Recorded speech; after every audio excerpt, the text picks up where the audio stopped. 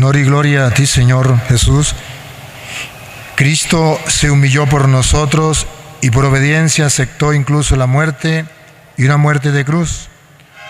Por eso Dios lo exaltó sobre todas las cosas y le otorgó el nombre que está sobre todo nombre. Todos. Honor y gloria a ti, Señor Jesús.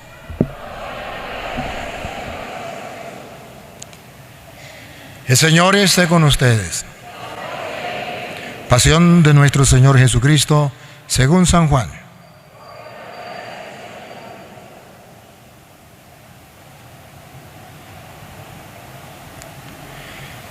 En aquel tiempo Jesús fue con sus discípulos al otro lado del torrente Cedrón, donde había un huerto, y entraron allí él y sus discípulos. Judas el traidor conocía también el sitio, porque Jesús se reunía a menudo allí con sus discípulos. Entonces Judas tomó un batallón de soldados y guardias de los sumos sacerdotes y de los fariseos, y entró en el huerto con linternas, antorchas y armas. Jesús, sabiendo todo lo que iba a suceder, se adelantó y les dijo: ¿a quién buscan? Le contestaron: a Jesús el Nazareno. Les dijo Jesús: yo soy. Estaba también con ellos Judas el traidor. Al decir yo soy, retrocedieron y cayeron a tierra. Jesús les volvió a preguntar: ¿a quién buscan? Ellos dijeron: a Jesús el Nazareno. Jesús contestó: les he dicho que soy yo. Si me buscan a mí, dejen que estos se vayan. Así se cumplió lo que Jesús había dicho: no he perdido a ninguno de los que me diste. Entonces Simón Pedro, que llevaba una espada, la sacó e hirió a un criado del sumo sacerdote y le cortó la oreja derecha. Este criado se llamaba Malco. Dijo entonces Jesús a Pedro: mete la espada en la vaina. ¿No voy a beber el cáliz que me ha dado mi Padre? El batallón, su comandante y los criados de los judíos apresaron a Jesús, lo ataron y lo llevaron primero ante Anás, porque era suegro de Caifás, sumo sacerdote aquel año. Caifás era el que había dado a los judíos este consejo: conviene que muera un solo hombre por el pueblo. Simón Pedro y otro discípulo iban siguiendo a Jesús. Este discípulo era conocido del sumo sacerdote y entró con Jesús en el palacio del sumo sacerdote, mientras Pedro se quedaba afuera, junto a la puerta. Salió el otro discípulo, el conocido del sumo sacerdote, habló con la portera e hizo entrar a Pedro. La portera dijo entonces a Pedro: ¿no eres tú también uno de los discípulos de ese hombre? Él le dijo: no lo soy. Los criados y los guardias habían encendido un brasero porque hacía frío y se calentaban. También Pedro estaba con ellos de pie, calentándose. El sumo sacerdote interrogó a Jesús acerca de sus discípulos y de su doctrina. Jesús le contestó: yo he hablado abiertamente al mundo y he enseñado continuamente en la sinagoga y en el templo, donde se reúnen todos los judíos, y no he dicho nada a escondidas. ¿Por qué me interrogan a mí? Interroga a los que me han oído sobre lo que les he hablado. Ellos saben lo que he dicho. Apenas dijo esto, uno de los guardias le dio una bofetada a Jesús, diciéndole: ¿así contestas al sumo sacerdote? Jesús le respondió: Si he faltado al hablar, demuestra en qué he faltado. Pero si he hablado como se debe, ¿por qué me pegas? Entonces Anás lo envió atado a Caifás, el sumo sacerdote.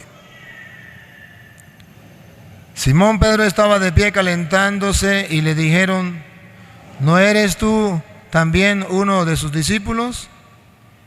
Él lo negó diciendo: no lo soy. Uno de los criados del sumo sacerdote, pariente de aquel a quien Pedro le había cortado la oreja, le dijo: ¿que no te vi yo con él en el huerto? Pedro volvió a negarlo y enseguida cantó un gallo. Llevaron a Jesús de casa de Caifás al pretorio. Era muy de mañana y ellos no entraron en el palacio para no incurrir en impureza y poder así comer la cena de Pascua. Salió entonces Pilato a donde estaban ellos y les dijo: ¿de qué acusan a este hombre? Le contestaron: si este no fuera un malhechor, no te lo hubiéramos traído. Pilato les dijo: pues llévenselo y júzguenlo según su ley. Los judíos le respondieron: no estamos autorizados para dar muerte a nadie. Así se cumplió lo que había dicho Jesús, indicando de qué muerte iba a morir. Entró otra vez Pilato en el pretorio, llamó a Jesús y le dijo: ¿eres tú el rey de los judíos? Jesús le contestó: ¿eso lo preguntas por tu cuenta o te lo han dicho otros? Pilato le respondió: ¿acaso soy yo judío? Tu pueblo y los sumos sacerdotes te han entregado a mí. ¿Qué es lo que has hecho? Jesús le contestó: mi reino no es de este mundo. Si mi reino fuera de este mundo, mis servidores habrían luchado para que no cayera yo en manos de los judíos. Pero mi reino no es de aquí. Pilato le dijo: ¿con que tú eres rey? Jesús le contestó: tú lo has dicho, soy rey. Yo nací y vine al mundo para ser testigo de la verdad. Todo el que es de la verdad escucha mi voz. Pilato le dijo: ¿y qué es la verdad? Dicho esto, salió otra vez a donde estaban los judíos y les dijo: no encuentro en él ninguna culpa. Entre ustedes es costumbre que por Pascua ponga en libertad a un preso. ¿Quieren que le suelte al rey de los judíos? Pero todos ellos gritaron: no, a ese no, a Barrabás. El tal Barrabás era un bandido. Entonces Pilato tomó a Jesús y lo mandó a azotar. Los soldados trenzaron una corona de espinas, se la pusieron en la cabeza, le echaron encima un manto color púrpura y acercándose a él le decían: ¡viva el rey de los judíos! Y le daban bofetadas. Pilato salió otra vez afuera y les dijo: aquí lo traigo para que sepan que no encuentro en él ninguna culpa.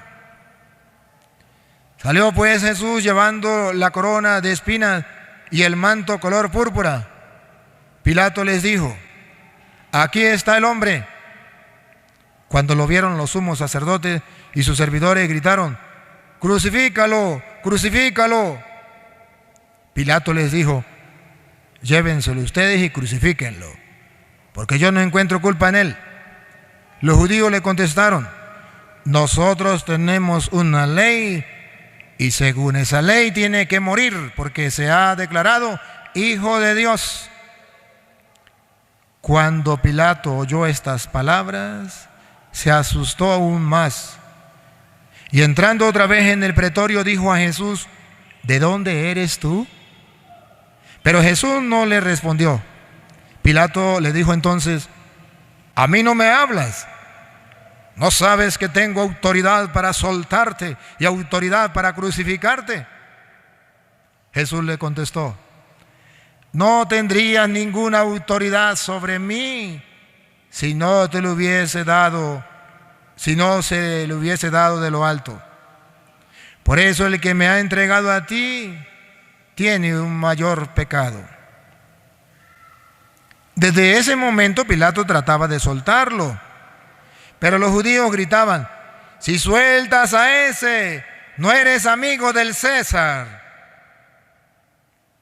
Porque todo el que pretende ser rey es enemigo del César. Al oír estas palabras, Pilato sacó a Jesús y lo sentó en el tribunal, en el sitio que llaman el enlosado, en hebreo, Gábata. Era el día de la preparación de la Pascua, hacia el mediodía. Y dijo Pilato a los judíos: aquí tienen a su rey.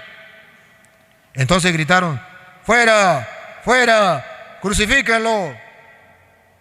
Pilato les dijo: a su rey voy a crucificar. Contestaron los sumos sacerdotes: no tenemos más rey que el César. Entonces se lo entregó para que... Perdonen, pero aquí está borrado.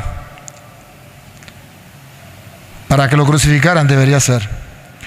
Tomaron a Jesús y él, cargando con la cruz, se dirigió hacia el sitio llamado la Calavera, que en hebreo se dice Gólgota, donde lo crucificaron, y con él a otros dos, uno de cada lado, y en medio Jesús.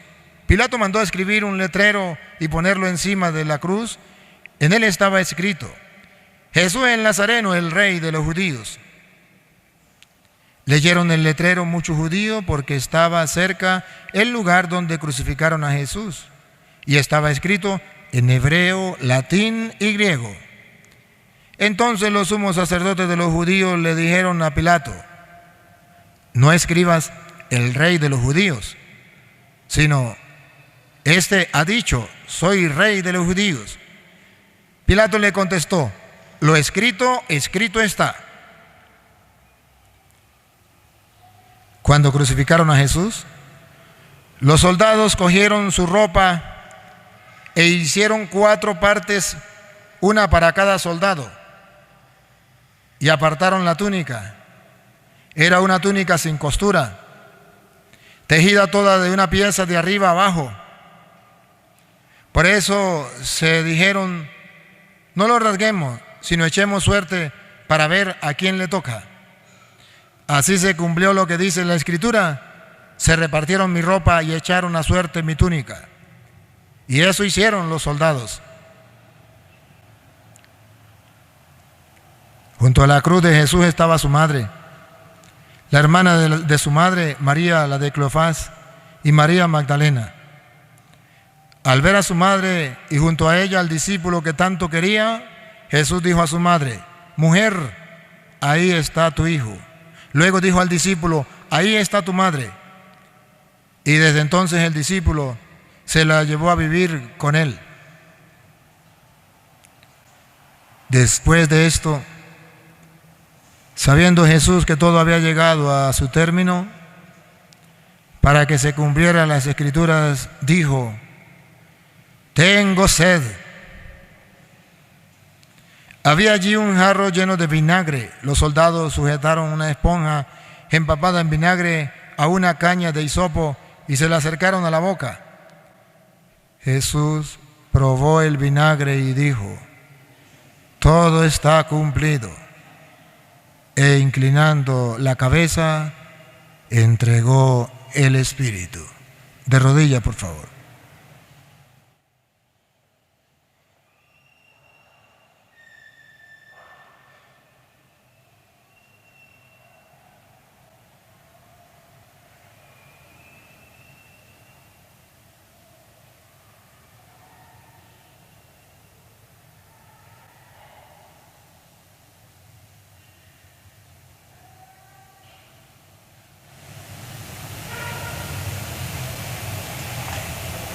De pie. Entonces los judíos, como era el día de la preparación de la Pascua, para que los cuerpos de los ajusticiados no se quedaran en la cruz el sábado, porque aquel sábado era un día muy solemne, pidieron a Pilato que les quebraran las piernas y los quitaran de la cruz. Fueron los soldados, le quebraron las piernas a uno y luego al otro de los que habían sido crucificados con él. Pero al llegar a Jesús, viendo que ya había muerto, no le quebraron las piernas, sino que uno de los soldados le traspasó el costado con una lanza e inmediatamente salió sangre y agua. El que vio da testimonio de esto, y su testimonio es verdadero, y él sabe que dice la verdad, para que también ustedes crean. Esto sucedió para que se cumpliera lo que dice la Escritura: no le quebrarán ningún hueso. Y en otro lugar, la Escritura dice: mirarán al que traspasaron. Después de esto, José de Arimatea, que era discípulo de Jesús, pero oculto por miedo a los judíos, pidió a Pilato que le dejara llevarse el cuerpo de Jesús, y Pilato lo autorizó. Él fue entonces y se llevó el cuerpo. Llegó también Nicodemo, el que había ido a verlo de noche, y trajo unas 100 libras de una mezcla de mirra y aloe. Tomaron el cuerpo de Jesús y lo envolvieron en lienzos con esos aromas, según se acostumbra a enterrar entre los judíos. Había un huerto en el sitio donde lo crucificaron, y en el huerto un sepulcro nuevo, donde nadie había sido enterrado todavía. Y como para los judíos era el día de la preparación de la Pascua y el sepulcro estaba cerca, allí pusieron a Jesús. Palabra del Señor. Digan conmigo: Santo y Divino Espíritu, lléname plenamente de tu luz, de tu sabiduría. Así sea. Meditamos la pasión de nuestro Señor Jesucristo. Jesucristo sufrió la pasión, la sufrió corporalmente, carnalmente, humanamente, así como ustedes y yo sufrimos en la vida. Y quisiera comenzar, antes de hacer la reflexión, leyendo Colosenses 1:24. Colosenses 1:24, porque Pablo nos dice que sí, verdaderamente Jesucristo sufrió la pasión, pero que sus sufrimientos también se unen a los de Cristo. Pero nos da un dato Pablo que yo quiero que hoy escuchemos. Dale. Colosenses 1:24. Ahora me alegro cuando tengo que sufrir por ustedes. Me alegra cuando tengo que sufrir por ustedes. Dice Pablo que está sufriendo por los fieles. Siga. Pues así, completo en mi carne. Completo en mi carne. Oigan esto. Cuando uno sufre en esta vida, completa en la carne de uno lo que falta a los sufrimientos de Cristo. ¡Ah, caramba! Lo que falta a los sufrimientos de Cristo. O sea que los sufrimientos suyos en su familia, en su patria, los sufrimientos suyos por su enfermedad, o los sufrimientos suyos, los que usted tenga, vienen para que usted sea capaz de complementar en su vida, en su carne, de vivir los padecimientos de Cristo. Repítalo, Luis.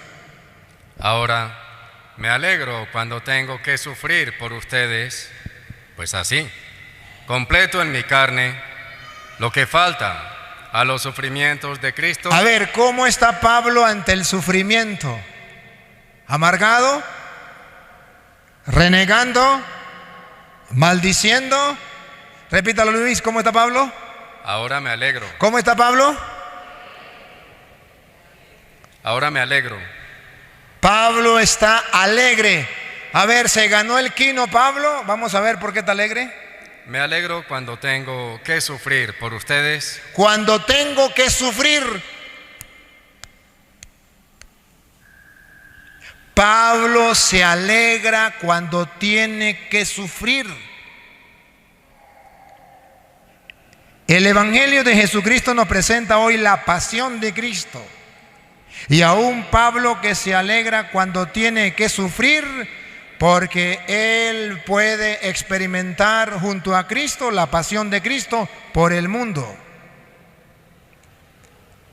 Distinto a los cristianos modernos que ahora vienen con una teología barata. ¿Saben cuál es la teología barata de los cristianos del siglo XXI? Pare de sufrir. Pare de sufrir. Pero si ustedes ponen la lupa, un cristiano que conozca la pasión de Cristo, que conozca los misterios del reino, como Pablo, se alegra cuando tiene que sufrir, porque así experimenta en su carne lo que le falta a la pasión de Cristo. Querido hermano que sufre una enfermedad cruel, con dolores fuertes, aquí Pablo te da un dato. Puede ser un cristiano que asuma ese dolor, ese sufrimiento con fe,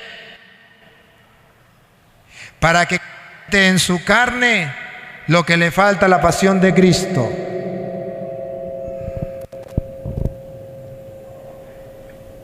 Pablo se alegra cuando tiene que sufrir por todos nosotros. Y hoy los cristianos no quieren sufrir por nada. No quieren tener ningún sufrimiento. ¿Y saben cuál es la idea que les vende el mundo? Es que Dios me trajo a este mundo para que yo sea feliz. Y si hay una persona que me amargue la vida, si tengo que quitarle la vida, si tengo que destruirlo, si tengo que ignorarlo, si tengo que odiarlo, lo hago para que me deje ser feliz. Entrevistaban a una mujer, la entrevistaban por televisión y le decía, ¿usted es cristiana? Y ella decía, sí, cristiana evangélica. Y le decía, ¿y si usted es cristiana? Ella había asesinado. ¿Por qué usted ha matado? Y la mujer dice, le voy a explicar. Cuando yo tengo un enemigo, yo no soy feliz. Dios me trajo al mundo para ser feliz. Dios quiere mi felicidad. Cuando una persona me hace un daño, me amarga la vida, me roba la felicidad. Cuando yo mato a esa persona, se eliminó lo que me hacía sufrir, lo que me hacía tener rabia. Entonces, al quitarla del camino a esa persona, yo soy feliz. Y si yo soy feliz, Dios tiene que estar feliz conmigo, porque Él me hizo para que yo sea feliz.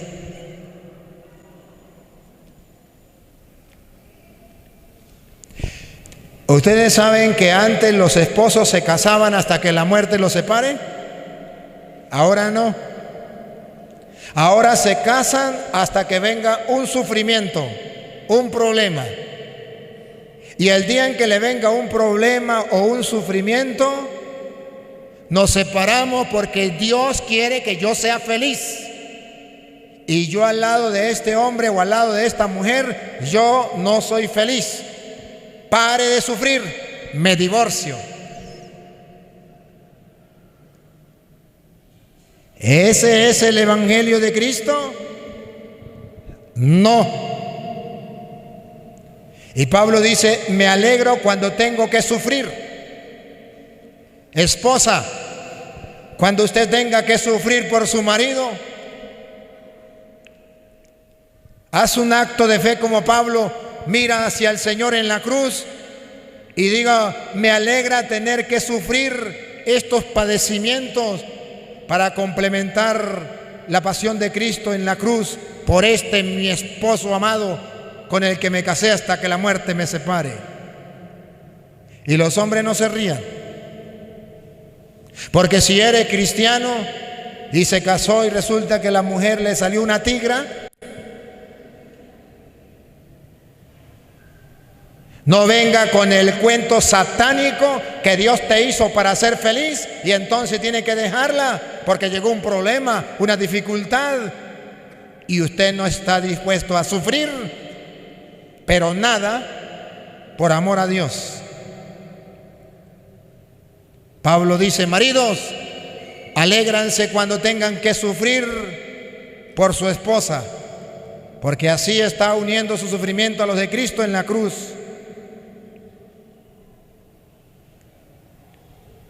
Hijos, alégrense cuando tengan que sufrir por sus padres. Padres, alégrense cuando tengan que sufrir por sus hijos, porque es necesario que nosotros aprendamos a sufrir, pero no sufrir por sufrir, porque sufrir por sufrir se llama masoquismo. Entonces, ¿cómo voy a sufrir? Voy a sufrir no por sufrir, voy a sufrir ofreciéndole a Dios esos padecimientos como Pablo, para que esos padecimientos se conviertan en amor. En amor. ¿Qué es el amor? Tanto amó Dios al mundo, Juan 3:16, que envió a su Hijo para que entregara la vida por nosotros. Por amor, Juan 15:13, nadie tiene más amor que el que da la vida por su esposa o por su esposo, que se sacrifica por él, que se sacrifica por ella. Esposos, esposas, parejas, matrimonios casados por la iglesia, Satanás les está vendiendo una idea falsa, una teología falsa. Pare de sufrir.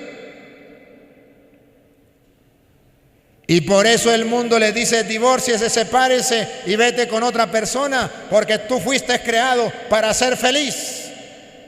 Pero las Escrituras dicen que será feliz cuando cumpla la voluntad de Dios.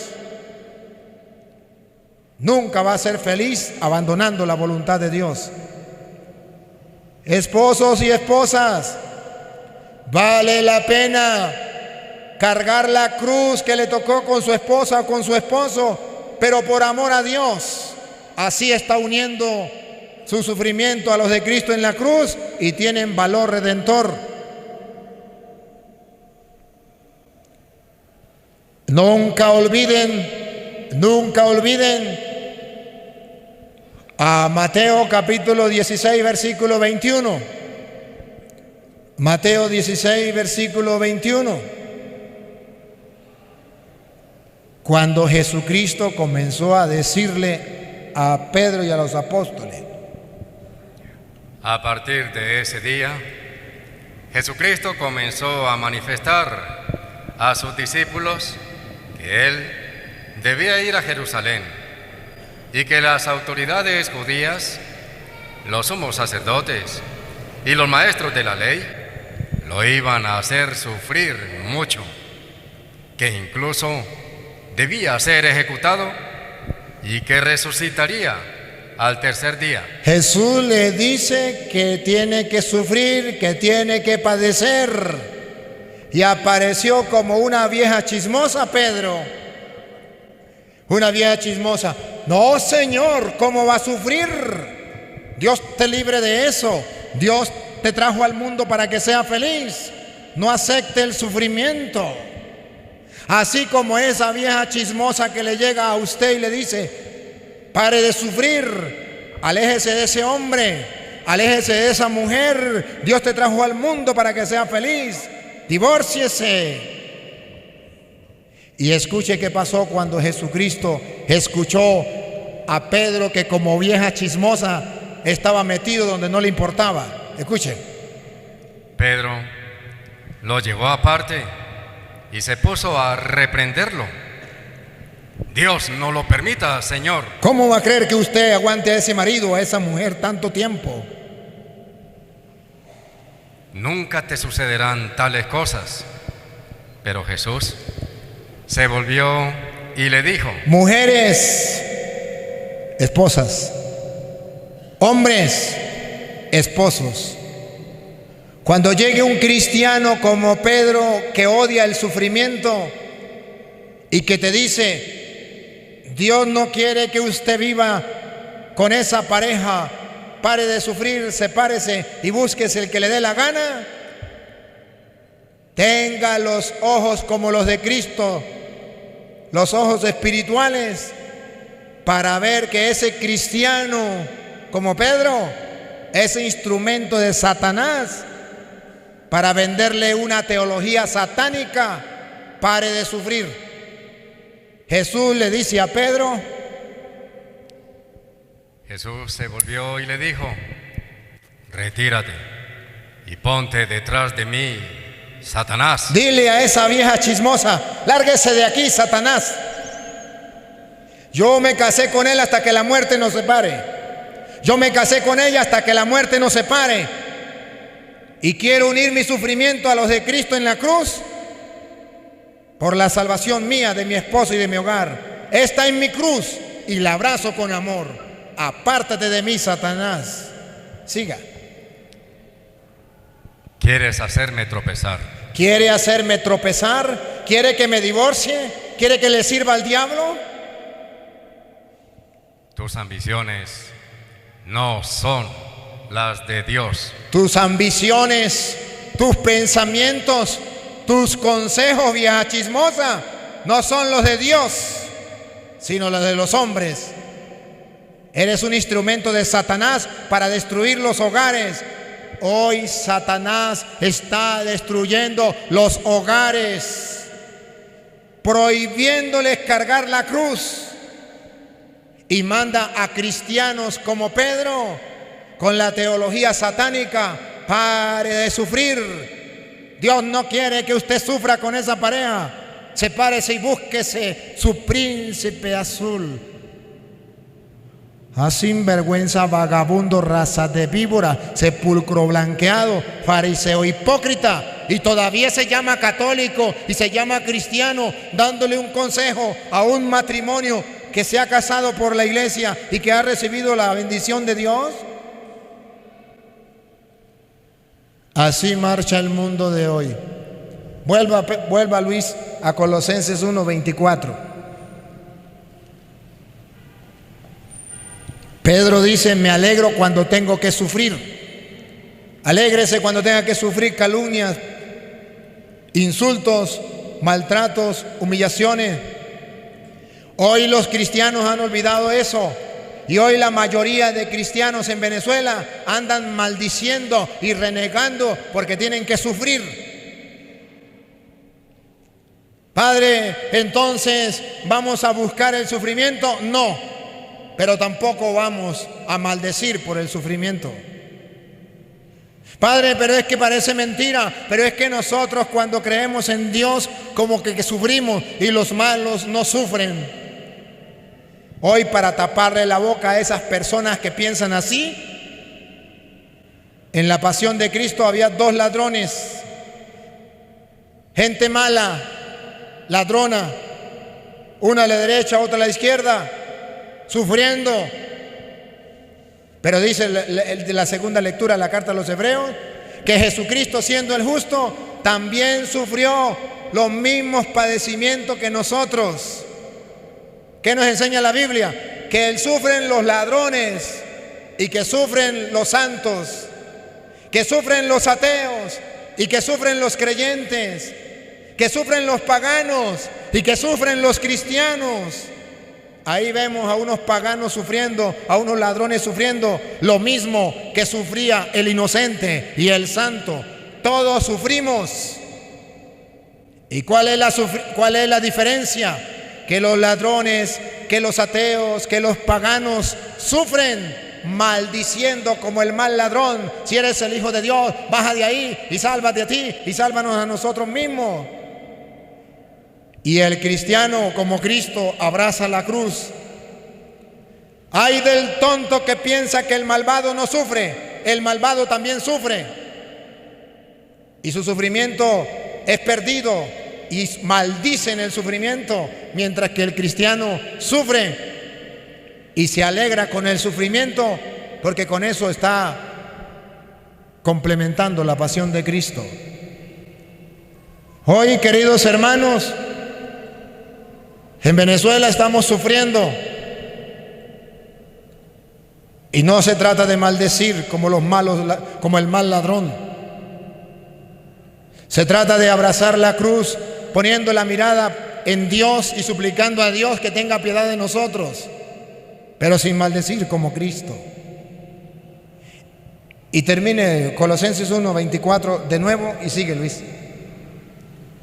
Ahora me alegro cuando tengo que sufrir por ustedes, pues así completo en mi carne lo que falta a los sufrimientos de Cristo, para bien de su cuerpo. Para bien de su cuerpo. ¿Y cuál es su cuerpo? Dale. Para bien de su cuerpo, que es la iglesia. Pablo dice que el cuerpo de Cristo, Él sufrió la pasión en su cuerpo, en su carne. Pero dice que la pasión sufrida en el cuerpo de Cristo es la misma pasión, el mismo sufrimiento que tienen los cristianos, que tiene la iglesia, que es el cuerpo de Cristo. Que así como Cristo sufrió la pasión, y entonces nos vamos a Juan 18, así como Cristo sufrió la pasión, ustedes y yo que somos el cuerpo de Cristo, tenemos que sufrir la pasión. ¿Y cuándo comienza la pasión? El sufrimiento del cuerpo de Cristo, de la iglesia. Respiren profundo. Vamos a ver cuándo comienza a sufrir la pasión el cuerpo de Cristo. Hoy, Venezuela. Hoy, los cristianos en el mundo, el cuerpo de Cristo que vuelve a sufrir la pasión de Cristo. ¿Cuándo? Escuchen la pasión de Cristo.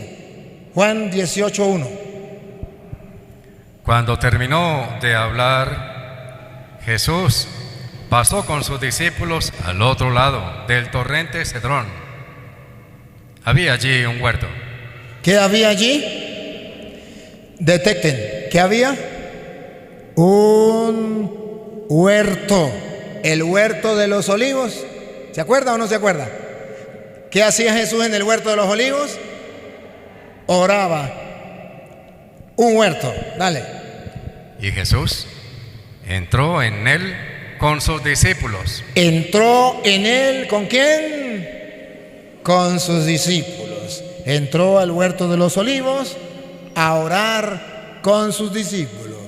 Pregunto, ¿sería que entraron todos al huerto de los olivos a orar? Vamos a ver. Judas, el que lo entregaba, conocía también ese lugar. Judas conocía también ese campo. Había ido muchas veces a orar a ese campo, pero en ese momento Judas no fue a orar. ¿Dónde comienza el problema? El problema comienza cuando los discípulos de Cristo no van al huerto de los olivos a orar. Ahí comienza el problema.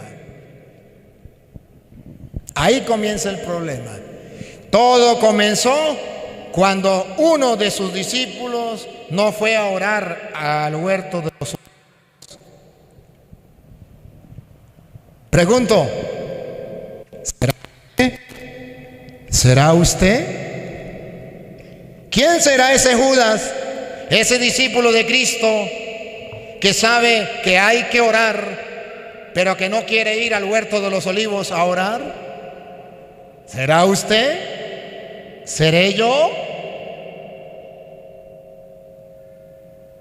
Si usted no va a orar todos los días, si usted no se asegura de tener una oración, un encuentro personal con Dios a través de la oración en el huerto de los olivos todos los días, donde acostumbraba ir Cristo con sus discípulos, ahí comienza su desgracia. Ahí comienza a ser enemigo de Cristo. Ahí se olvida de la amistad de Cristo. Ahí se aparta de Cristo. Judas no fue al huerto de los olivos a orar. Los otros sí fueron. Y cuando un cristiano no ora, ¿qué le pasa? Judas no fue a orar. ¿Qué fue a hacer Judas? Escuchen. Judas, el que lo entregaba, conocía también ese lugar, pues Jesús se había reunido allí muchas veces con sus discípulos. Judas hizo de guía a los soldados romanos. ¿Cómo? Hizo de guía. Hizo de guía. Escuche. No fue a orar. Y el vagabundo, como no tenía oración, lo agarraron los soldados romanos para que lo guiaran. Se fue del otro bando. Era discípulo de Cristo, pero sin oración. Cuando usted es un cristiano sin oración, lo agarra el ejército del otro bando. Los soldados, los guardias del otro bando lo agarraron. Siga. Hizo de guía a los soldados romanos y a los guardias. Y a los guardias, a los soldados romanos y a los guardias. Enviados por los jefes de los sacerdotes. Enviados por las autoridades. Y los fariseos. Y los fariseos. Oigan esto. Cuando usted no ora, lo agarran para su grupo los fariseos. Cuando usted no ora, usted es un cristiano presa fácil para que los policías, para que los guardias, para que los soldados y para que las autoridades lo agarren, lo pongan de su parte y lo conviertan de enemigo de Jesús. Dígame si eso no es lo que está sucediendo hoy en Venezuela. ¿Quiénes son los que están apoyando a los guardias, a los soldados y a las autoridades en Venezuela para destruir, matar, asesinar y dejar morir de hambre y de enfermedad al pueblo? Los cristianos, los católicos, los creyentes que sin orar por falta de oración abandonaron la iglesia, abandonaron la fe y se fueron apoyando a las autoridades que vienen ahora a matar al cuerpo de Cristo, que es la iglesia, que son los fieles. Hoy Cristo vuelve a sufrir la pasión por causa de los cristianos no creyentes y sin oración, que se unen a los que tienen autoridad, que se unen otra vez a los soldados, a los guardias, a los policías y a los que gobiernan para estar en contra del cuerpo de Cristo, para hacer sufrir al cuerpo de Cristo, para que sufra la pasión el cuerpo de Cristo. Culpa suya, cristiano, que por falta de oración no se ha dado cuenta que está haciendo un daño apoyando a aquellos que destruyen el pueblo, que matan el cuerpo de Cristo. Hoy vuelve a sufrir Cristo la pasión, pero en su cuerpo, que es la iglesia. Pregúntele a esos guardias que están echándole plomo al pueblo, o a esos policías, o a esos soldados, a ver si no son cristianos también, a ver si nunca escucharon de Dios. Y pregúntele a esos que hacen de informadores, que andan informando quién es el que anda en una marcha para mandarlo a matar. ¿Quién es el que no está de acuerdo con el gobierno para mandarlo a matar?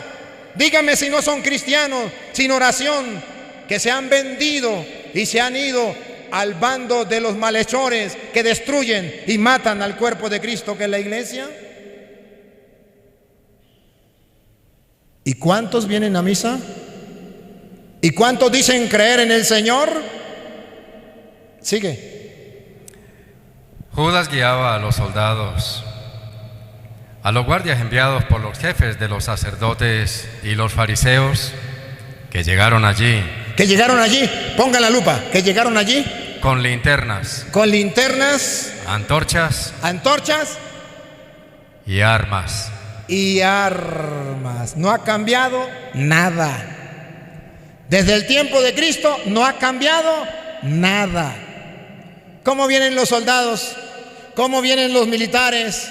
¿Cómo vienen los generales, los capitanes? ¿Cómo vienen los guardias hacia el pueblo? Con armas. ¿A qué? A destruir el cuerpo de Cristo, que está desarmado, el cuerpo de Cristo que está padeciendo, que está sufriendo, que está muriendo, y ellos con armas amedrantando al pueblo. Vuelve a suceder lo mismo, y Cristo vuelve a sufrir la pasión en el cuerpo que es la iglesia. ¡Qué bárbaro! ¿Y saben qué es lo peor? Que en el capítulo 19, en el versículo 12, capítulo 19, versículo 12, Pilato, cuando escucha hablar de Jesús, escuche qué dice. Pilato todavía buscaba la manera de dejarlo en libertad. Pilato buscaba la manera de dejarlo en libertad. ¿Quién era Pilato? El que estaba haciendo ahí de juez, como los jueces de Venezuela. Poder. Como los jueces de Venezuela, que andan haciendo justicia, entre comillas. Dale. Pero los judíos gritaban: si lo dejas en libertad. Si lo dejas, escuche. Los judíos gritaban: si lo dejas en libertad, no eres amigo del César. ¿Qué? No eres amigo del César. Si lo dejas en libertad, no eres amigo del César, del presidente. No eres amigo de la revolución. No eres amigo de... Si lo dejas en libertad, ¿por qué los jueces han condenado a gente inocente? Porque los que están en el gobierno le dicen: si lo dejas en libertad, no eres amigo de... Si lo dejas en libertad, no eres amigo del César. ¿Qué le dice a los directores de los colegios? Si deja que los trabajadores, que los maestros vayan a marcha, no van a hacer nada malo, solamente van a manifestar. Si lo deja y si usted no lo castiga, no eres amigo de...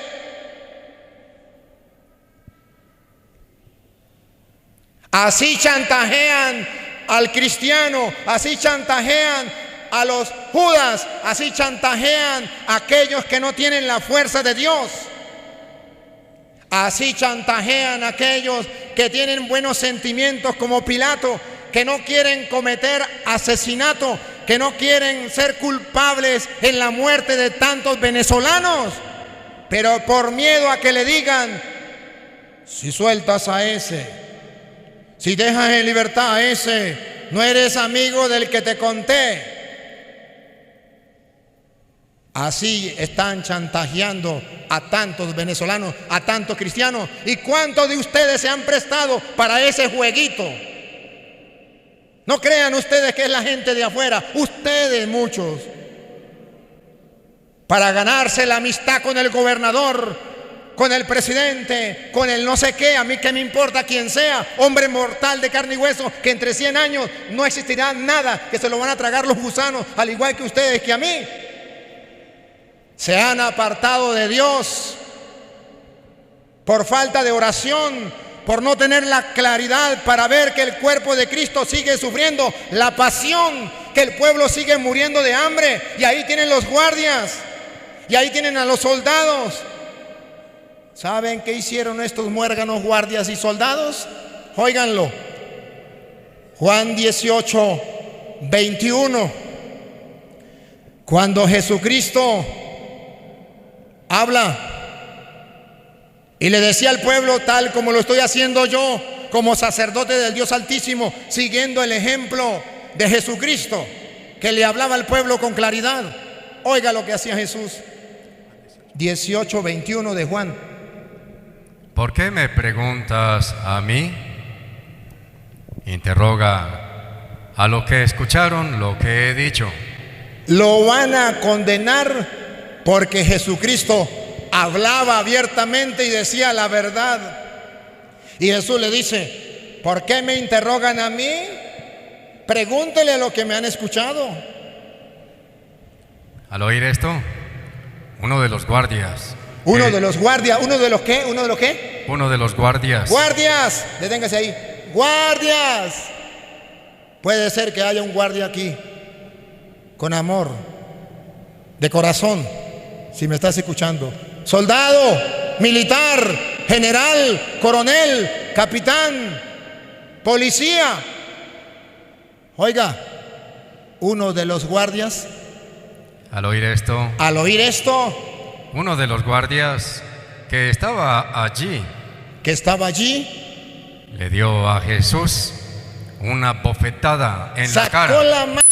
Sacó la mano y le dio una bofetada a Jesús en la cara, al inocente. ¿No es eso lo que están haciendo los guardias hoy? Dándole bofetada al pueblo para que no hable, para que no diga lo que necesita, para que no grite, nos estamos muriendo de hambre, para que no estamos necesitados de medicina, para que no grite, necesitamos hospitales, necesitamos escuelas, necesitamos esto y aquello. ¿Qué hacen los guardias? Dale de bofetada de nuevo al pueblo, al cuerpo de Cristo. Le dio de bofetada en la cara al maestro, al inocente, un pueblo inocente que se levanta a pedir justicia. Los guardias, los soldados, los policías, los militares se levantan y le dan de bofetada.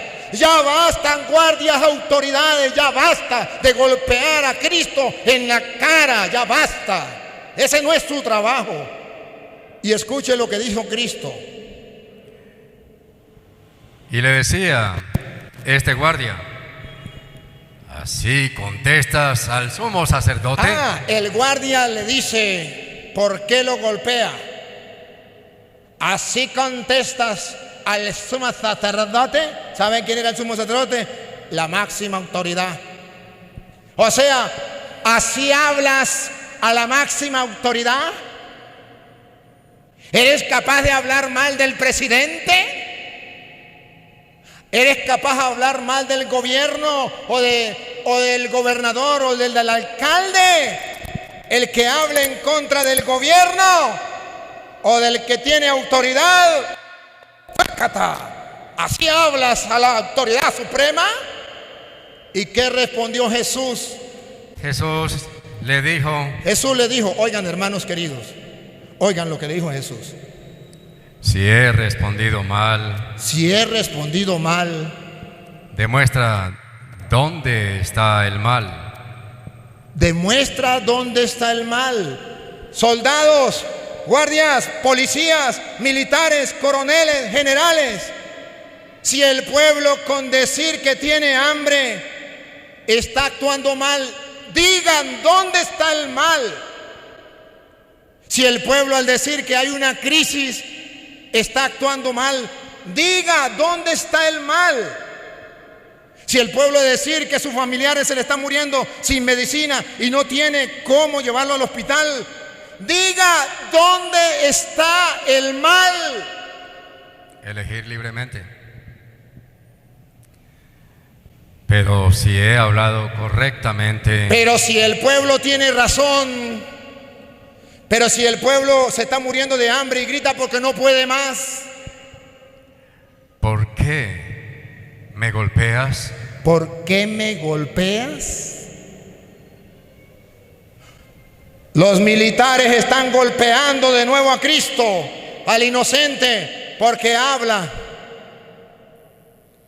Y Cristo les está reclamando: ¿por qué me golpean si ustedes, soldados militares de la patria, fueron puestos por Dios allí para defender al pueblo, para defender la justicia, para hacer que reine la paz y el amor, no para servirle a...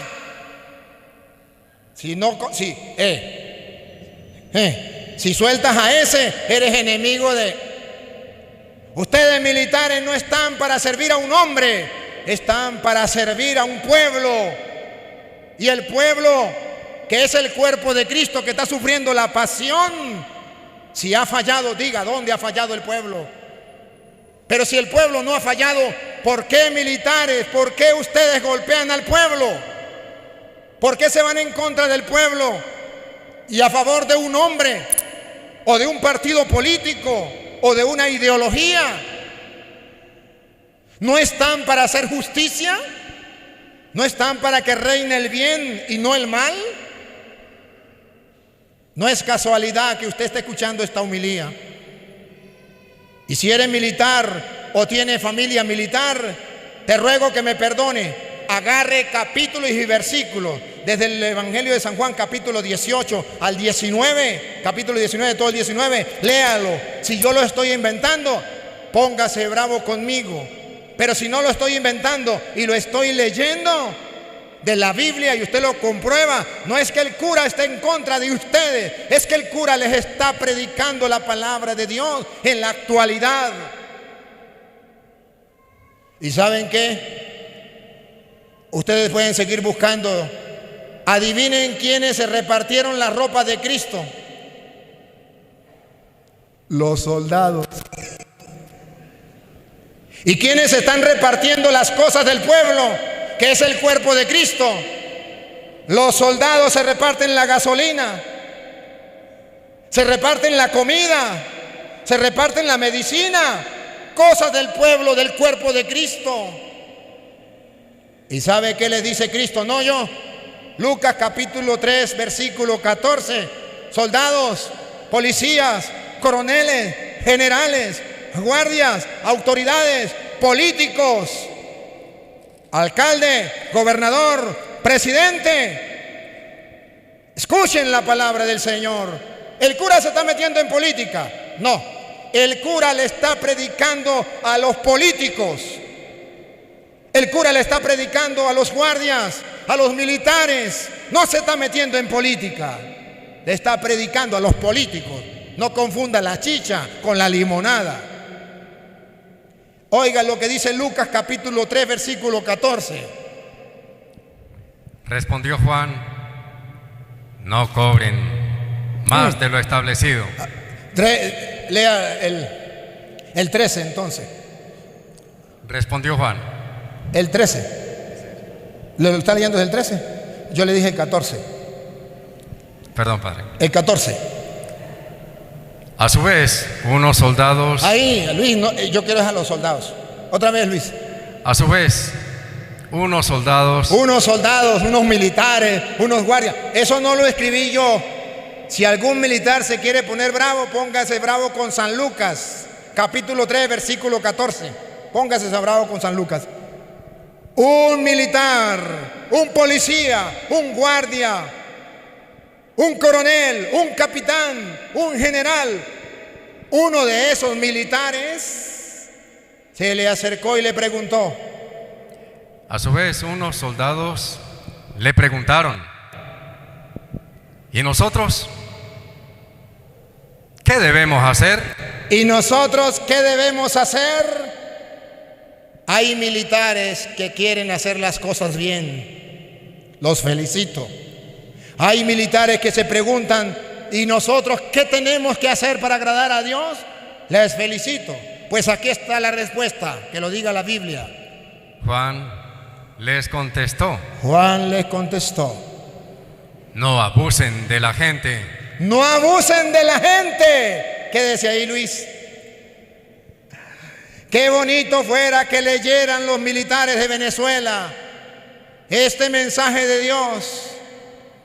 Militares del mundo entero, pero especialmente de Venezuela, no abusen de la gente. Se lo traduzco en castellano: no extorsionen a la gente. Más claro quieren: no roben a la gente. Ustedes no se metieron a militares para robar a la gente, para extorsionar a la gente, para quitarle la comidita a la gente, para humillar a la gente con la gasolina y no darle gasolina, porque a los contrabandistas, a ellos sí le vende gasolina en dólares y en pesos. Ah, sinvergüenzas, vagabundos, raza de víboras, sepulcro blanqueado, fariseo hipócrita. ¿Cree que Dios se cierra los ojos o se tapa los oídos? Señor cura, ¿lo está diciendo por mí? No, por ti no, por los militares que están haciendo eso. Ah, pues yo soy uno de esos. Pues sí, es para ti. Si no lo estás haciendo, no es para ti. No extorsionen a la gente. No abusen de la gente. No hagan denuncias falsas. Militares, no hagan denuncias falsas. Andan sembrándole, porque tienen autoridad, andan sembrándole droga a las personas o metiéndole armas y diciendo que era un terrorista. No hagan denuncias falsas, porque Dios no se tapa los ojos, Dios lo ve. ¿Dónde te vas a esconder? No hagas denuncias falsas. Siga. Y conténtense con su sueldo. ¿Y qué, Luis? Y conténtense con su sueldo. ¿Y qué, Luis? Y conténtense con su sueldo. Militares, conténtense con su sueldo. Y si no están contentos con su sueldo, sálgase de militar y póngase a vender lo que usted quiera, menos droga. Pero conténtese con su sueldo. O háganlo valer. No anden robando. ¿Qué culpa tengo yo, señor cura? Si a mí el gobierno no me paga sin una migaja, ¿de qué voy a comer yo? Pues haga otro trabajo, pero no robe. ¿Por qué tiene que robar al campesino que se llegó a sembrar y que quiere producir para servir a los demás? ¿Por qué tiene que robar a ese pobre campesino que lleva su mercancía a vender para que otros coman? ¿Por qué tiene que robarlo? Ya basta. Cristo sigue sufriendo. Cristo sigue sufriendo. Sigue padeciendo en Venezuela. ¿Y qué debemos hacer nosotros? Me da tristeza, porque nosotros no estamos haciendo lo que teníamos que hacer. Juan capítulo 18, versículo 36, no, 30 y, pase el 37. Juan capítulo 18, versículo 37, nos está diciendo que ustedes y yo no estamos haciendo lo que deberíamos hacer. Pilato le preguntó: entonces, ¿tú eres rey? Jesús respondió: tú lo has dicho, yo soy rey. Y escuche lo que viene. Yo doy testimonio de la verdad, y para esto he nacido y he venido al mundo. Todo el que está al lado de la verdad, escucha mi voz. Jesucristo es el Rey de la verdad. Padre, ¿y cómo se le ocurre a usted predicar de esta manera? Porque yo le sirvo al Rey de la verdad. Y el que es de la verdad escucha mi voz. Y el que no es de la verdad se está retorciendo ahí en la silla donde me está escuchando, porque no ama la verdad, ni ama al Rey de la verdad, porque ama la mentira y el engaño, y vive engañado y lo mantienen engañado y creen que están haciendo las cosas bien. Siga. Pilato le dijo, ¿y qué es la verdad? ¿Y qué es la verdad? Si quieren saber qué es la verdad, Juan 14:6, búsquenlo, tarea para la casa. ¿Qué es la verdad? La verdad no es lo que digan ni el gobierno ni la oposición. Eso me tiene sin cuidado. Esa no es la verdad. La verdad es lo que diga Dios. Jesús dijo, yo soy el camino, la verdad y la vida. Jesús dijo, si permanecen en mi palabra, conocerán la verdad y la verdad los hará libre. La verdad no la tiene ni el gobierno ni la oposición, la tiene Cristo. Y el que más se acerque a Cristo, ese es el de la verdad. Pero no el que se acerque a Cristo con palabras diciendo, mi Cristo Redentor,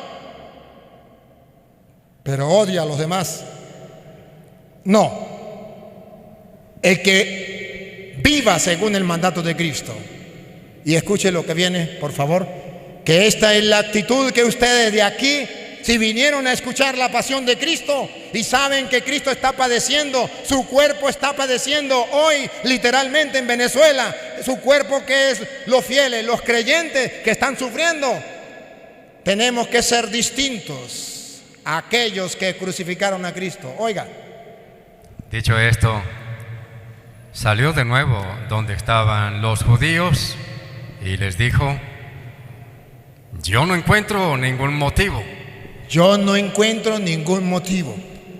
¿Ustedes encuentran algún motivo por qué el pueblo venezolano debe morir de hambre y de enfermedad siendo tan rico el pueblo de Venezuela? No encontramos ningún motivo. ¿Encuentran algún motivo por qué meter preso a la gente que marcha y dice, no estamos de acuerdo que nos muramos de hambre y necesidad de medicina y que nadie nos ayude? No encuentro ningún motivo por qué meterse contra el pueblo. Siga. No encuentro ningún motivo para condenar a este hombre. Para condenar a este pueblo a la miseria, a la desgracia. Pero aquí es costumbre que en la Pascua yo les devuelva a un prisionero. Ahora dice, es costumbre que en la Pascua se suelte a un prisionero. ¿Quieren ustedes? ¿A quién quieren ustedes que suelten? Que ponga en libertad al rey de los judíos. A Cristo, al cuerpo de Cristo, que son los fieles que militan en Venezuela, los que están sufriendo y padeciendo de hambre, muriendo por enfermedades sin tener medicina. ¿A quién ponemos en libertad? A los que apoyan al pueblo. Ellos empezaron a gritar, a ese no. ¡Epa! Algunos fariseos, hipócritas, raza de víboras, sepulcro blanqueado, decían, al pueblo inocente no, con él no debemos estar porque son unos muertos de hambre, porque no tienen poder, porque no nos dan un mercado, porque no nos dan una casa. A ese no. Suelta a Barrabás. Suéltanos a Barrabás. Barrabás. ¿Qué Barrabás? Barrabás era un bandido. Era un bandido. Los que están matando al pueblo de hambre son bandidos. Y todavía ustedes que se llaman cristianos dicen, suéltanos a Barrabás. A esos bandidos que están matando al pueblo, que no tienen ni la mínima fe, ni el mínimo corazón para dispararle a un pueblo que anda indefenso, para dejarlo morir de hambre y de medicina. Y usted todavía dice, suéltanos a Barrabás, apoyemos a Barrabás, hay que apoyarlo para que tengamos patria. ¿Qué patria ni qué 8 cuartos? No se dejen engañar, ni inventen ustedes. Seamos capaces de ser claros. Hoy necesitamos estar del bando de Cristo o del bando de Barrabás. ¿A quién quieren que suelte? Si eres cristiano, no vuelva a gritar, suéltanos a Barrabás. Si eres cristiano, mira que Cristo está padeciendo, está muriendo, está sufriendo. grita, aunque sea la única voz que se escuche la suya, como yo lo estoy haciendo, aunque sea el único cura que lo grite, yo quiero gritar. Suelten a Cristo, no a Barrabás. Estoy de parte del pueblo, del cuerpo de Cristo que sufre, que muere de hambre. No estoy de acuerdo con Barrabás, no apoyo a Barrabás, estoy en contra de Barrabás, un asesino, un malhechor. No se tapen los ojos. ¿Por qué apoyan a los malhechores en Venezuela? ¿Y por qué andan condenando a los inocentes? ¿Y por qué te llamas cristiano? Espero, queridos hermanos, que no se molesten. Solo les he predicado la palabra de Dios al siglo XXI. La he adaptado a nuestros tiempos, para que el que tenga ojos vea y el que tenga oídos oiga. De mi lado se podrán ir heridos, pero no engañados. Les he predicado la verdad, y el que es de la verdad escucha la palabra del Señor. Y si ustedes no la escuchan, es porque no son de Dios. Ruego a Dios que todos aquellos que están crucificando al cuerpo de Cristo, a los fieles de Cristo, al pueblo de Cristo, se conviertan. Como aquel soldado que al pie de la cruz se convirtió cuando vio que Cristo moría y se estremecía todo y dijo: verdaderamente este era Hijo de Dios. Militares, ustedes pueden convertirse. No todos los militares son malos. Hay militares creyentes como aquel que dijo: Señor, di una palabra y mi siervo quedará curado, porque yo tengo soldados a mis órdenes. Y le digo a uno: ve, y viene, y le dice al otro: va, y va. Ve y va. Di una palabra y mi siervo quedará curado. Necesitamos militares de esos, de los que no se repartan las vestiduras de Cristo en la cruz, de los que no se burlen de Cristo, de los que no apoyen a Barrabás, de los que no apoyen al rey que te conté, sino que apoyen al pueblo, estén de parte del pueblo, porque para eso Dios los nombró militares, para defender al pueblo, para ayudar al pueblo, para defender al pueblo exactamente de los malhechores. Y ahora los malhechores están libres, hacen lo que les da la gana y andan armados, y el pueblo desarmado. ¿Y dónde están los militares? De parte de los malhechores, soltando a Barrabás, literalmente soltando a Barrabás para que siga destruyendo al pueblo. Con miedo como Pilatos, Padre. ¿Ah? Con miedo como Pilato. No lo entiendo, Luis. Con miedo de actuar. Con miedo de actuar, porque le van a decir: si defiendes a eso, no eres amigo de... y vas a perder la chamba. Queridos hermanos, pido perdón. Si en algo he ofendido a alguien, esta no es mi intención. Mi intención es que el Evangelio, la pasión de Cristo, sea traída para el pueblo de Venezuela hoy, cuando necesita escuchar la pasión de Cristo para fortalecerse, para tener una esperanza, para seguir adelante, para tener una conversión, una transformación en su vida.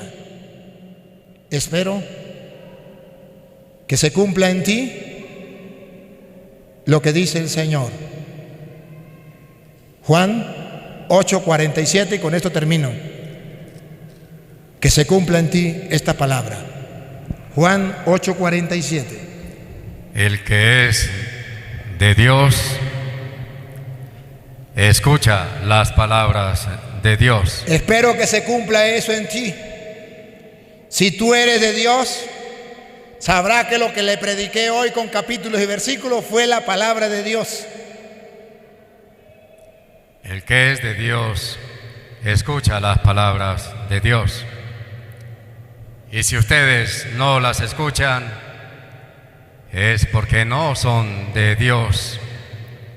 Y si ustedes no las escuchan, Y si ustedes no las escuchan, es porque no son de Dios. hoy debe ubicarse en un grupo o en el otro.